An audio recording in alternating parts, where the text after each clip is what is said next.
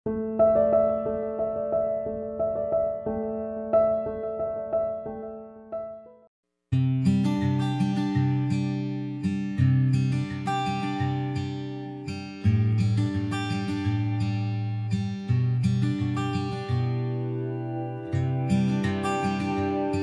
friends, welcome to Gomathi's kitchen.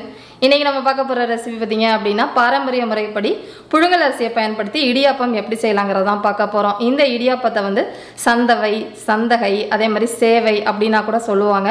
இப்போ இந்த இடியாப்பம் செய்யறது மட்டும் இல்லாம அந்த இடியாப்பத்தை வச்சு எலும்புச்சம்பள சேவை, அதே மாதிரி தக்காளி சேவை இது ரெண்டுமே தான் செய்ய போறோம்.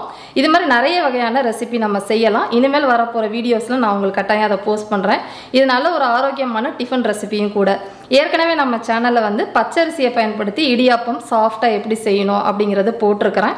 அந்த ரெசிபியோட லிங்க் கீழே டிஸ்கிரிப்ஷன்ல கொடுக்குறேன், செக் பண்ணி பார்த்துக்கோங்க. இப்போ இந்த இடியாப்பம் எப்படி செய்யலாம்ங்கறத பார்க்கலாம். Gomathi's கிச்சனை சப்ஸ்கிரைப் பண்ணாதவங்க சப்ஸ்கிரைப் பட்டனை பிரஸ் பண்ணிக்கோங்க. உடனுக்குடனே அப்டேட் வேணும் அப்படின்னா பக்கத்தில் இருக்க பெல் பட்டனில் ஆல்ங்கிற ஆப்ஷனை மறக்காமல் ப்ரெஸ் பண்ணி வச்சுக்கோங்க. இப்போ இன்றைக்கி சந்தவை செய்கிறதுக்குன்னு பார்த்தீங்கன்னா மாவு வந்து நம்ம அரிசி ஊற வச்சு அரைக்கணும். அதுக்கு நான் எடுத்துருக்கிறதுன்னு பார்த்தீங்கன்னா புழுங்கல் அரிசி எடுத்துருக்கிறேன். நான் இன்றைக்கி முழுக்க புழுங்கல் அரிசியை யூஸ் பண்ணி தான் சந்தவை செய்ய போகிறேன். சில பேர் பார்த்தீங்க அப்படின்னா பாதி பச்சரிசியும் பாதி புழுங்கல் அரிசியும் போட்டு செய்வாங்க. அந்த மாதிரி செஞ்சால் நல்லாயிருக்கும். நான் 3 கப் அளவுக்கு மெஷரிங் கப்பில் புழுங்கல் அரிசி எடுத்து ஊற வச்சுருக்கிறேன்.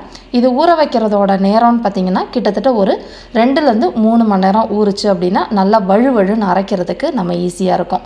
இதை நீங்கள் வந்து கிரைண்டரில் அப்படி இல்லைன்னா மிக்சியில் அரைக்கிறப்ப கொஞ்சமாக, அதாவது ஒரு 1/2 டீஸ்பூன் போல் உப்பு போட்டு அரைச்சிக்கலாம்.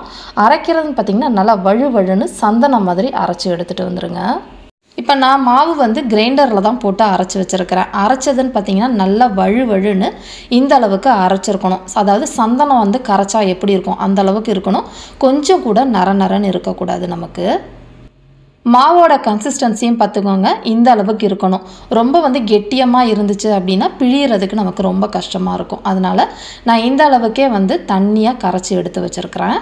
அதுக்குன்னு ரொம்பவும் தண்ணியாக கரைச்சி எடுத்து வச்சுக்காதீங்க. நான் இன்றைக்கி வந்து சந்தவை வந்து இட்லி மாதிரி ஊற்றி அதுக்கப்புறம் திருக போகிறேன். சில பேர் பார்த்திங்கன்னா சட்டியில் அந்த மாவை ஊற்றி நல்லா கிளறி திக்காக கொழுக்கட்டை மாவு மாதிரி வந்ததுக்கப்புறமா அதை உருண்டையாக பிடிச்சி வேக வச்சு செய்வாங்க. அந்த மாதிரி செய்யலாம். பட் எங்கள் வீட்டில் நாங்கள் வந்து இட்லி ஊற்றி தான் செய்வோம். அதனால் அதே மெத்தட்லேயே உங்களுக்கு நான் செஞ்சு காட்டுறேன். இப்போ இட்லியை ஊற்றிட்டு இதை வந்து வேக வைக்கணும்.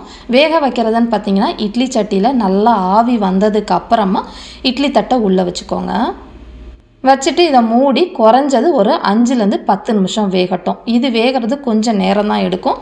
இட்லியோட சைஸுக்கு ஏற்ற மாதிரி வேகிற டைம் மாறும். நீங்கள் வந்து ஒரு 10 நிமிஷம் கழித்து ஓப்பன் பண்ணி பாருங்கள். ஒரு சின்ன குச்சி அப்படி இல்லைன்னா கத்தியை வச்சு நம்ம நடுப்பகுதியில் கொஞ்சமாக குத்தி விட்டு பார்த்தோம் அப்படின்னா அந்த கத்தியில் அந்த மாவு ஒட்டக்கூடாது. நல்லா வந்து தெளிவாக ஒட்டலாமல் வந்துச்சுனாலே அது வந்து வெந்துருச்சுன்னு அர்த்தம்.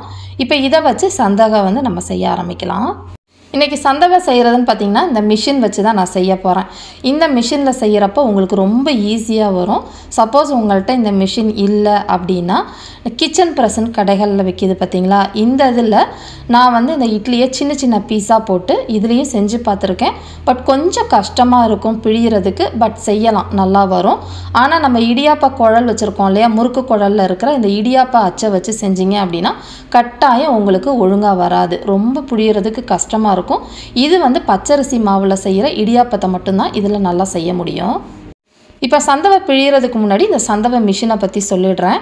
இதை நீங்கள் திருகிறப்ப பார்த்தீங்க அப்படின்னா அந்த சந்தவை சைடு வழியாகவும் வரும், அதே மாதிரி கீழ்ப்பக்கமாக இந்த அளவுக்கும் வரும்.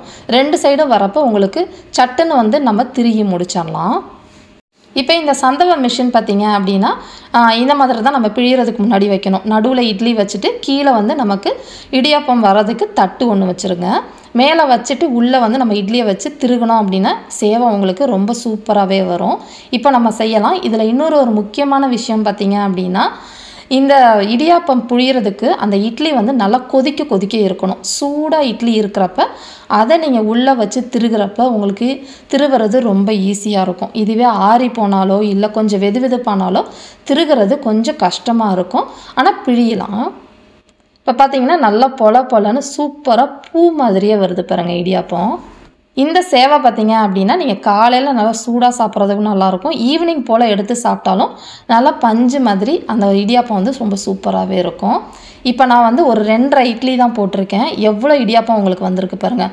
நல்லா பொலன்னு சாஃப்டான சந்தகன்னு சொல்லலாம், இடியாப்பம்னு சொல்லலாம், நீங்கள் சேவைன்னு கூட சொல்லிக்கலாம் அதை.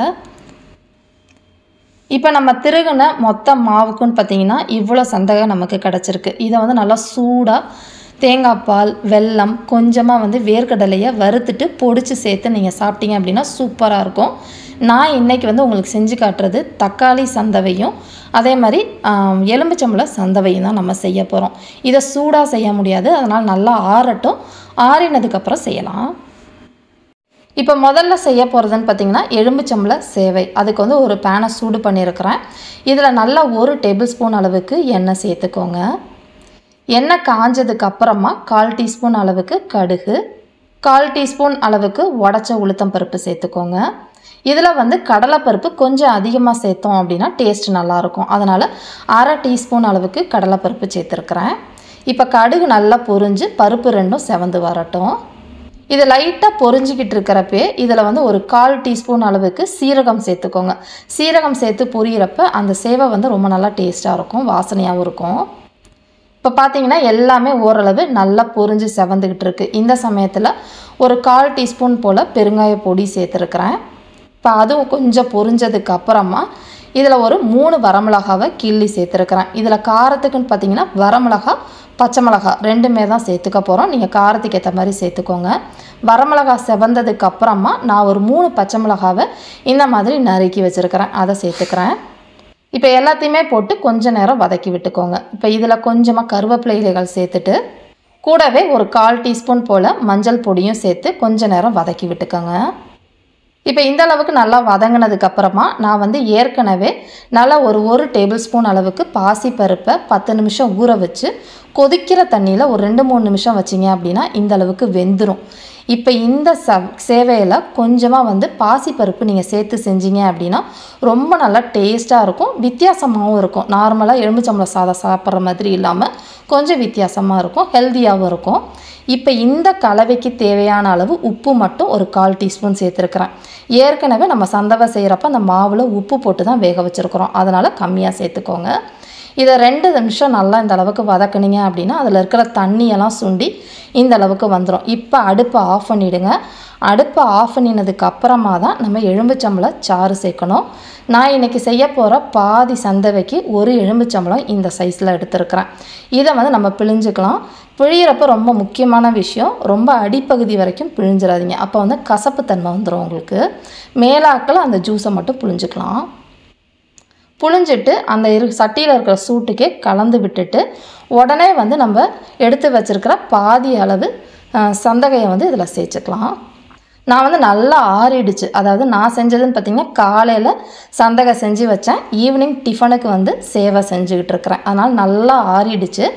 இப்போ இதை வந்து கலந்ததுக்கு அப்புறமா அடுப்பை இப்போ சிம்மில் வச்சுக்கோங்க. சிம்மில் வச்சு கலந்தீங்க அப்படின்னா நல்லா சூடாக சாப்பிட்றதுக்கு ரொம்ப நல்லா டேஸ்ட்டாக இருக்கும். அவ்வளோதான், நம்மளோட ரொம்ப சூப்பரான டேஸ்டியான எலும்பிச்சம்பழ சேவை வந்து ரெடி ஆகிடுச்சு. இதை நல்லா சுட சுட தேங்காய் சட்னியோடு வச்சு சாப்பிட்டோம் அப்படின்னா செம்மையாக இருக்கும். இதே மாதிரியே செஞ்சு பாருங்கள். இப்போ அடுத்தது வந்து தக்காளி சேவை செஞ்சுக்கலாம். அதுக்கு ஒரு பேனில் அதே மாதிரி ஒரு டேபிள் ஸ்பூன் அளவுக்கு எண்ணெய் சேர்த்துக்கோங்க. எண்ணெய் காஞ்சதுக்கு அப்புறமா கரம் மசாலா போட்டு தாளிச்சுக்க போகிறோம். ஒரு பட்டை, ஒரு பச்சை கலர் ஏலக்காய், 2 கிராம்பு, கூடவே வந்து ஒரு 1/4 டீஸ்பூன் போல் சோம்பு சேர்த்துக்கோங்க. சேர்த்து இது எல்லாத்தையுமே நல்லா பொரிய விட்டுருங்க. இது பொரிஞ்சிட்டு இருக்கப்பே ஒரு பிரிஞ்சி இலையும் போட்டு செவக்க விட்டுடலாம்.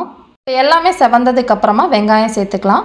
வெங்காயம் பார்த்திங்கன்னா பெரிய வெங்காயம் 1 எடுத்து நீளமாக நறுக்கி சேர்த்துருக்கிறேன்.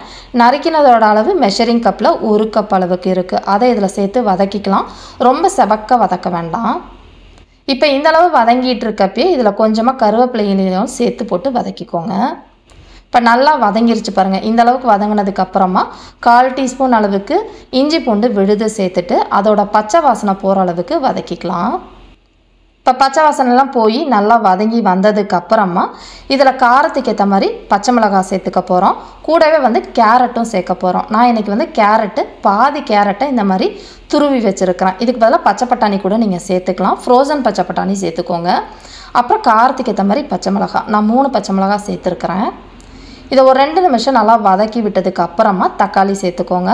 தக்காளி வந்து மீடியம் சைஸில் 2 தக்காளி, நல்லா அதோட கெட்டி பகுதியெல்லாம் எடுத்துட்டு கட் பண்ணினதோட அளவுன்னு பார்த்தீங்க அப்படின்னா மெஷரிங் கப்பில் 1 கப் அளவுக்கு இருக்குது. அதை போட்டு நல்லா வதக்கிக்கலாம்.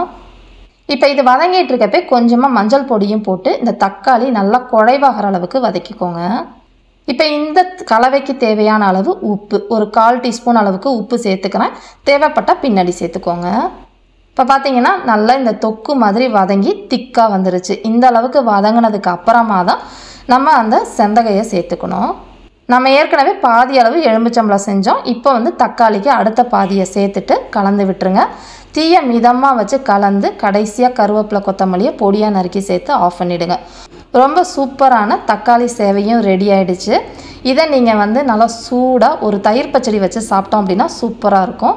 இதே மாதிரி அளவுகளோட இந்த சந்தகை, அதே மாதிரி எலுமிச்சம்பழ சேவை, தக்காளி சேவையெல்லாம் செஞ்சு பார்த்துட்டு எப்படி இருக்குது அப்படிங்கிறத கமெண்ட் பண்ணுங்கள். வீடியோ பிடிச்சிருந்தாலும் கமெண்ட் பண்ணுங்கள், லைக் பண்ணுங்கள். மறக்காமல் கோமதிஸ் கிச்சன் சேனலையும் சப்ஸ்கிரைப் பண்ணி வச்சுக்கோங்க. தேங்க்ஸ் ஃபார் வாட்சிங்.